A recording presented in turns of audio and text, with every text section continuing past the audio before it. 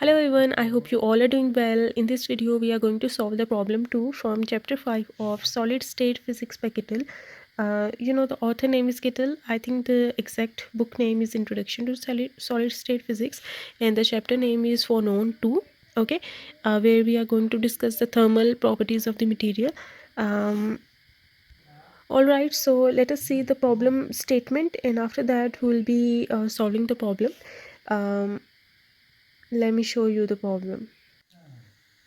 So here's the problem statement, and it is about RMS thermal dilation of a crystal cell. Okay, thermal dilation is represented by delta V by V. Just keep that in mind because this is something that we need to calculate in part A. Okay, this is the thermal dilation, or we can say the RMS thermal dilation of this thermal dilation due to thermal effects, thermal energy that the material has. So in part A, we are told to estimate for 300 Kelvin the temperature is given. Okay, you can write the data side by side if possible in order to make sure you understand what is given and what not. Okay, so the temperature is given, which is 300 Kelvin, and estimate for 300 Kelvin the root mean square thermal dilation delta V by V for a permittive cell of sodium. So we have to find out the root mean square thermal dilation, which is represented by delta V by V, which I told you people earlier in the problem. So we need to calculate delta V by V, which is the RMS thermal dilation. Okay, and we need to calculate it for sodium. Okay, for the permittive cell of sodium. Now we'll discuss the permittive cell of sodium and what are its features. Okay, and after that, take the bulk modulus as 7 multiplied 10 to the power 10 ERG per centimeter cube. Okay, the bulk modulus is given. Note that the Debye temperature is 158 Kelvin, which is less than 300 Kelvin. Now the Debye temperature for the material sodium cell is 158 Kelvin, which is very less than the temperature at which the measurements needs to be done.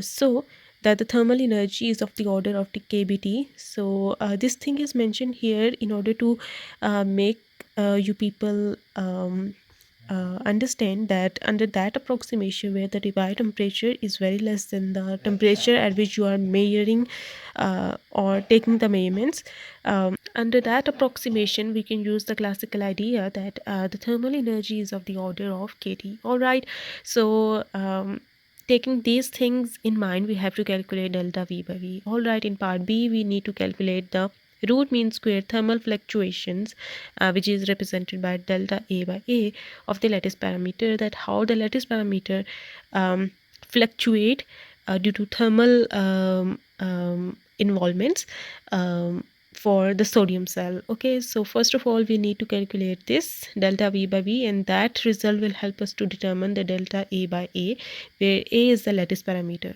Okay, here the small a letter is the lattice parameter of sodium cell. Now let me write all of these things in our data. Okay, so we are given with delta V by V that we need to calculate.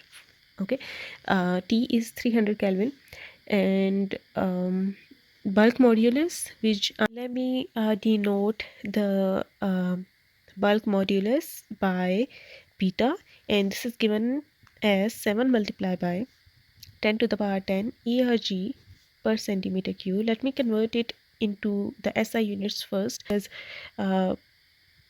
it is always better to put the values in SI units. Now 1 ERG unit is equals to 10 to the power minus 7 joule. Okay, so here is ERG instead of ERG. 1 ERG will put the value of ERG, which is 10 to the power minus 7 joule. So this is what we get. All right, and it is per centimeter cube. Okay, per centimeter cube means it is in the denominator, which will make it as centimeter cube.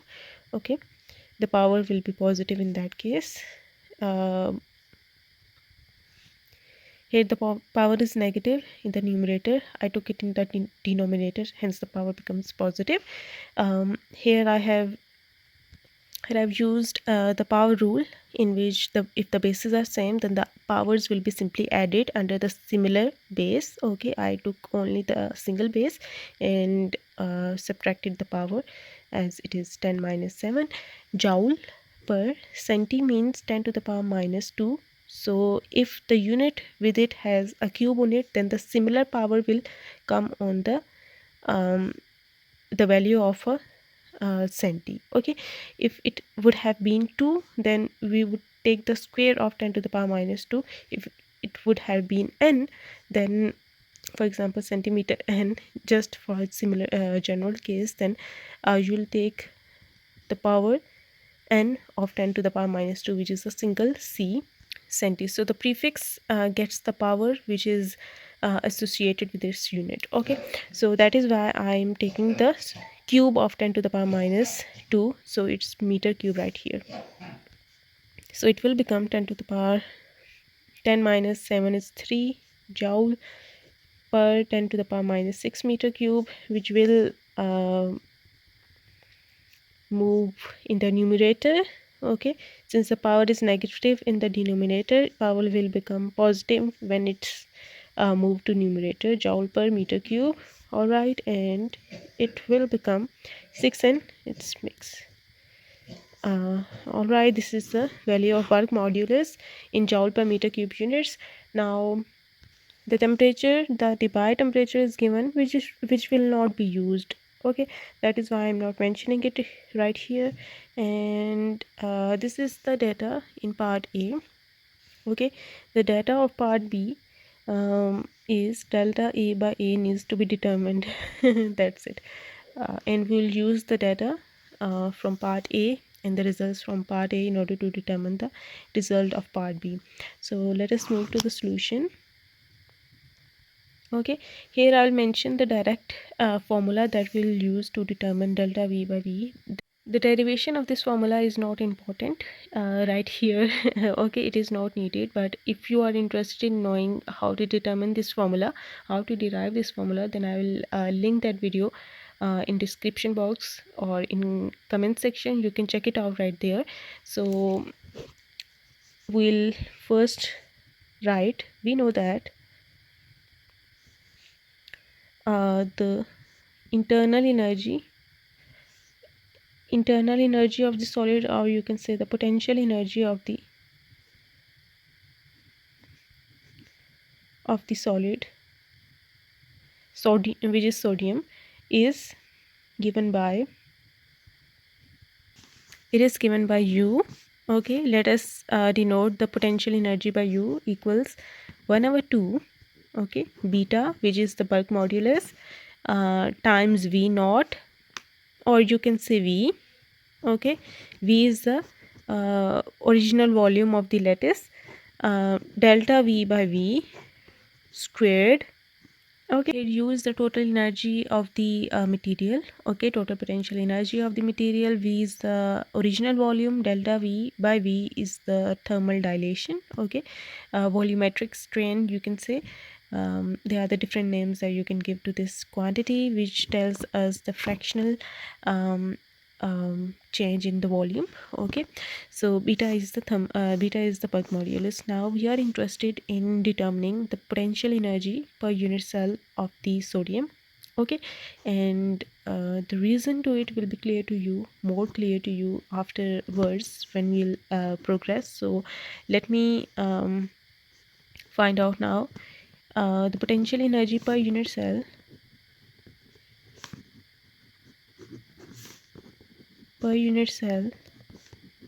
is obtained by dividing the total potential energy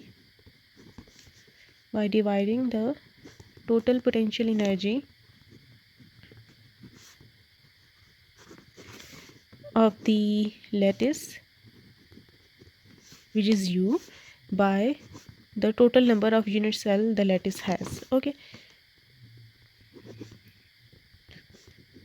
the lattice has. Okay, if you divide the total energy by total number of unit cells, you will get the energy per unit cell. All right, so this is what we are going to do here. N is the number of unit cells. Okay, and the N will simply come underneath.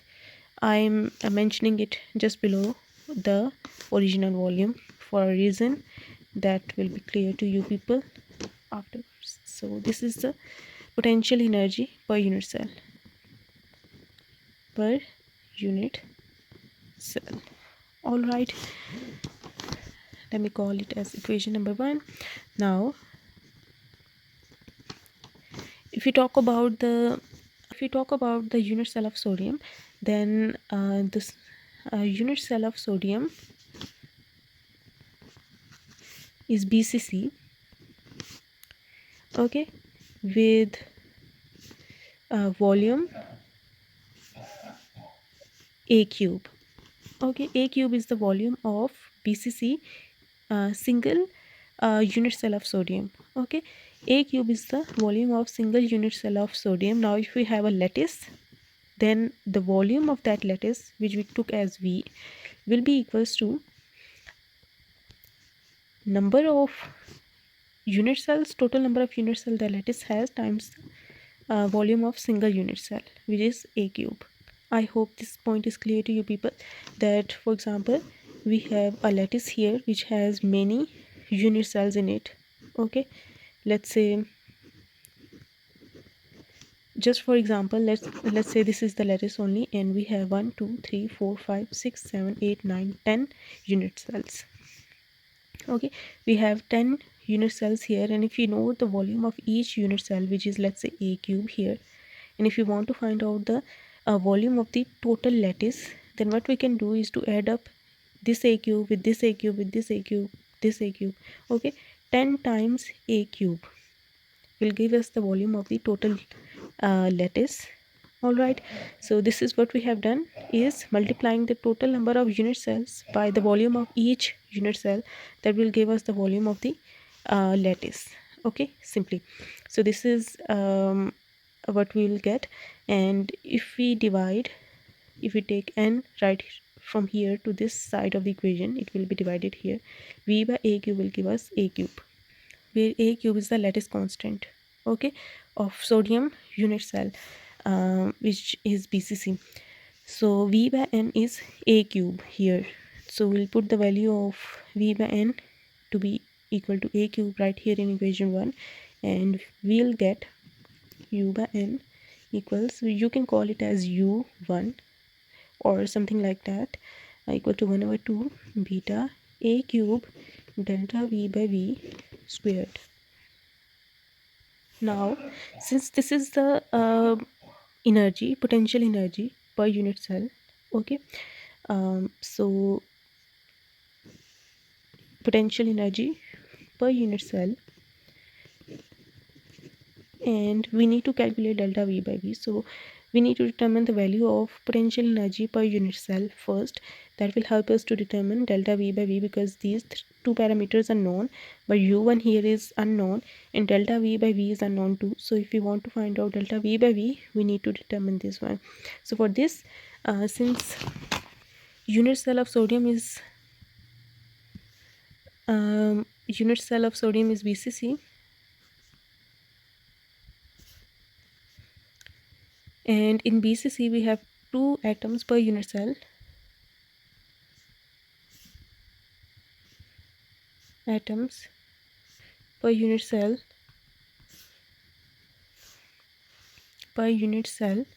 so their total potential energy will be, or internal energy will be, U1 will be equals to 1 over 2 half kT for one atom and half kT for another atom. Since there are 2 atoms, so they will add each atom's contribution, which will give us the total potential energy each unit cell has. Okay, so this will give us kT. Simply, if we take the LCM, U1 equals kT, which is equals to 1 over 2 beta A cube delta V by V squared. Since there is only 1 degree of freedom given to each atom. Okay, so available to each atom. So this is what we have obtained till now. K is the Boltzmann constant. Okay, 1/2 beta a cube. Now we'll take delta v by v on one side of the equation and rest on the other. So 2 kt by beta a cube equals delta v by v squared. We'll take under root on both sides, and delta v by v, which is the thermal dilation, is equals to 2 kt by beta a cube. Okay, now we'll put the values right into this equation in order to get the thermal dilation result. Thermal dilation numerical value K B is the Boltzmann constant, which has the value 1.3800649 multiplied 10 to the power minus 23 joule per Kelvin. You can simply take 1.38 multiplied 10 to the power minus 23. You can neglect these higher values. T equals 300 Kelvin. Okay, beta is given, which is 7 multiplied 10 to the power. What we have got in SI unit was 10 to the power 9 joule per meter cube. And A is the lattice constant of sodium, which is a constant that should be given to you people, or you can remember it, which is 4.2906 angstrom. Okay, and angstrom is actually 10 to the power minus 10 meter. Okay, now let me put all of these value into this equation, and to 1.380649 multiplied 10 to the power minus 23 T, which is 300 Kelvin. I'm writing all of these values in order to get the most accurate result as possible. Okay, and the whole power is 3. Do remember to take the whole cube of this result. Let me calculate the result and I'll get back to you people. So this is the result that we have obtained, which is 0.1224. Okay, this is thermal dilation. Okay, and it will not have any unit because delta V has the units of meter cube and V has the units of meter cube. So the fraction will not have any unit, and the answer is 0.1224. Now this was the result for thermal dilation part A. Okay, now let's move to the part B. We know that V was equals to N A cube. Okay, let us take the delta on both sides. Since the lattice is same, so the number of unit cells in a lattice will remain constant. So N is a constant quantity. Taking differential on A cube, which will give us 3, will come here. Okay, one of the power will be reduced. This is the similar thing that we do while taking the derivatives of the equations. For example, if you are confused, then let me have V here and A cube. Okay, let me take differential with respect to A. N is a constant, so differential will be applied on A cube, which will give us simply 3A square. Okay, dV by dA. Now taking dA on this side of equation, and you will get n 3A square dA, which is simply 3n A square dA. Alright, now in place of d we are writing delta here. Okay, and you can see here the similar result is obtained, n 3A square delta A delta V. So delta V will be equals to 3n A square delta A. Now dividing delta V by V here. Okay, and this side by this corresponding side.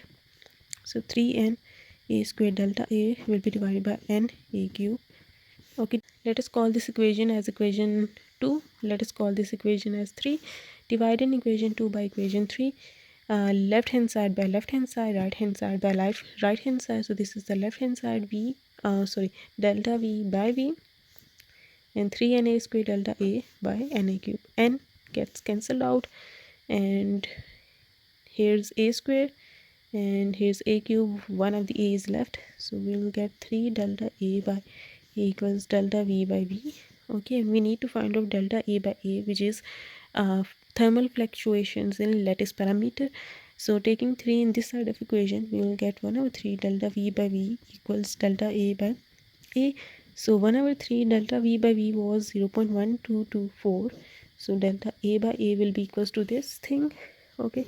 Now dividing this result by 3 and we got 0.04. Delta A by A equals 0.04 answer. Okay. This is the final answer. I hope you got it. And if you have any questions, you can ask me in comment section. We'll do the next problems in next videos. Stay tuned. Goodbye. Like, share and subscribe.